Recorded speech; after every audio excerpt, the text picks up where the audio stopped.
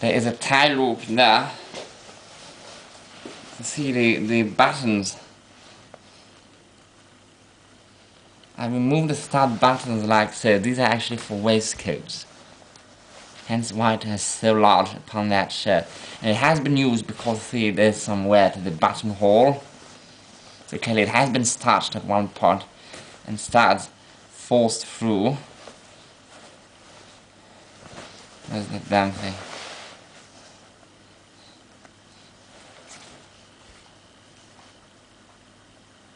Damn, I lost one thing.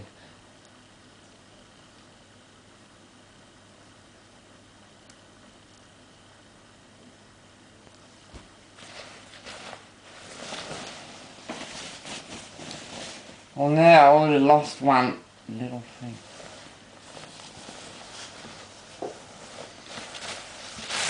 See, the buttonholes that are meant to take in the studs first are cut horizontally versus vertically for the left one, so that it holds it better in place. So that would be probably either made to measure from a shop to adapt it, and probably if they did it that way, because it is quite good, the quality of all those details.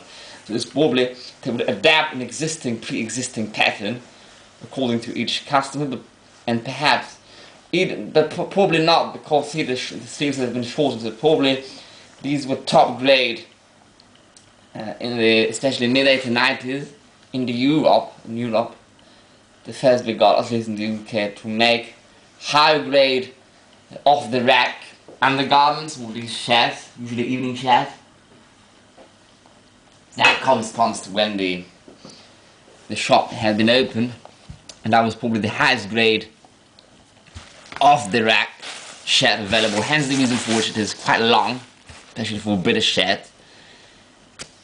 And the sleeves were not that super long to start with, because they probably came in 3 different sizes, perhaps even up to 4 or 5, and so they did not have to be shortened by that much. It is not a huge hem like it is gathering, like it is upon many antique models found. It's only a little bit.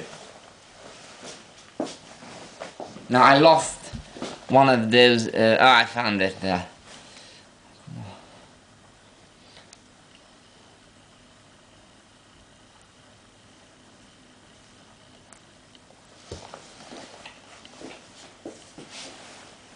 I will just leave one stud for now.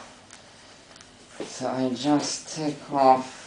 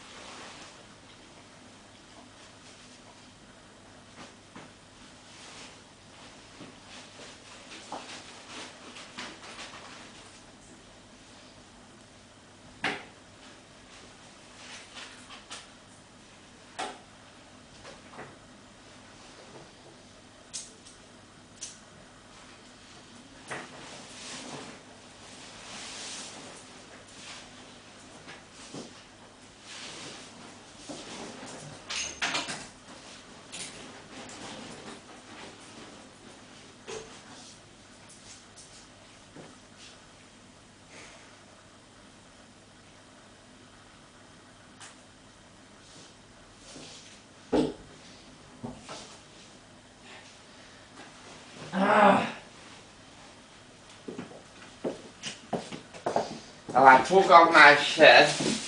I have been perspiring quite heavily. I come back from the dog walk, fat. I'll still try it on now.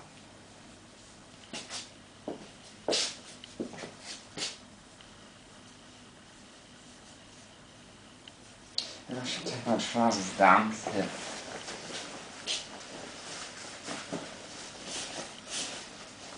I'm taking my wide shirt. I can't believe I'm wearing that! Yes! The shoulders are just a tad snug, which I was expecting. This is absolutely incredible. Great scarf. I will film that there.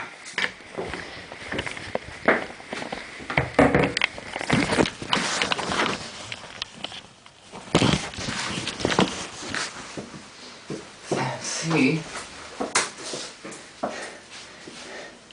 that shirt is superb.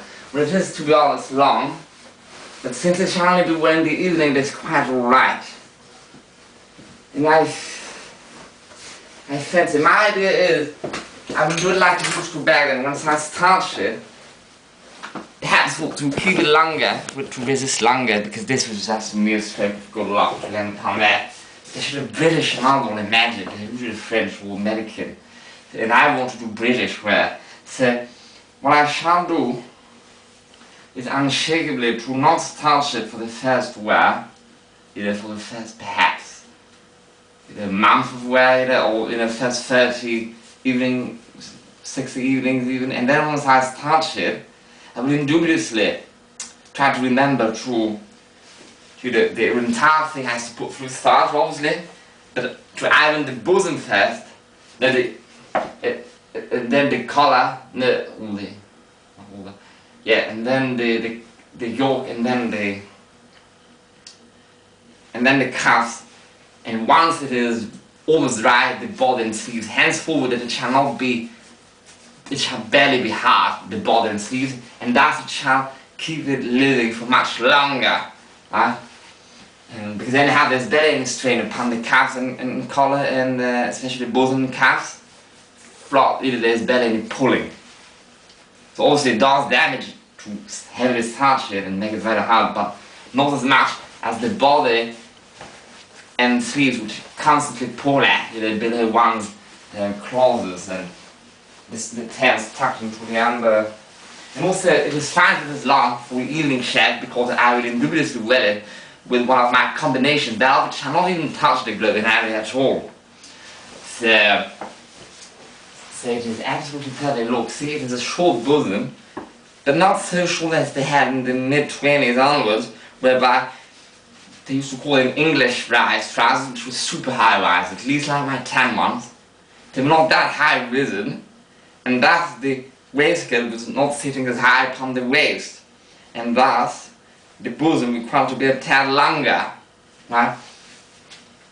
And this is better than the later, rather longer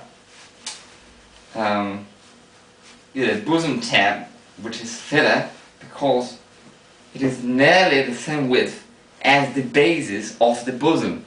And that is often seen on imitation shirts that imitate that either. But barely ever on originals, because barely ever those ones found an original, like that. So it is in fact not the very first time I see that. And it was not typical of French shirts. This was more of a British and more American thing. And look, the sleeve length is spot on. Well, I don't need unders. This is even better. As if it had been tailored. Look at the sleeve length. I feel like it is this much too short, but it really does not matter much. And this is impeccable. And look, the color. The color is a tad smart. Let me try once here. Color start from that shirt. I should transfer it now.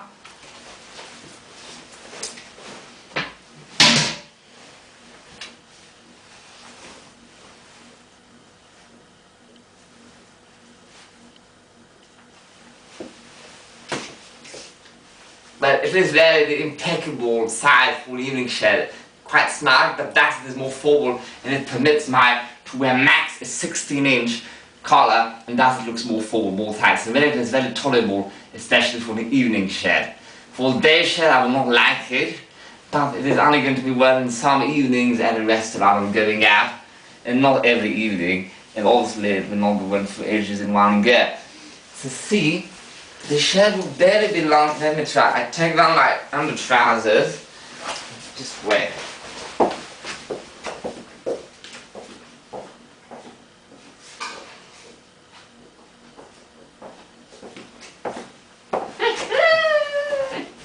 It's just very medical having landed on that. And the price was only £50. They usually cost £150. Especially with all that inhabitants and they knew about the days and all in that immaculate condition, I would have, especially if I would not hardly be surprised if it would be £300. Look, so now I'm naked below. So I took down my under trousers and say it is long enough, but barely in the back to be used as briefs, because the idea there rather than the very long French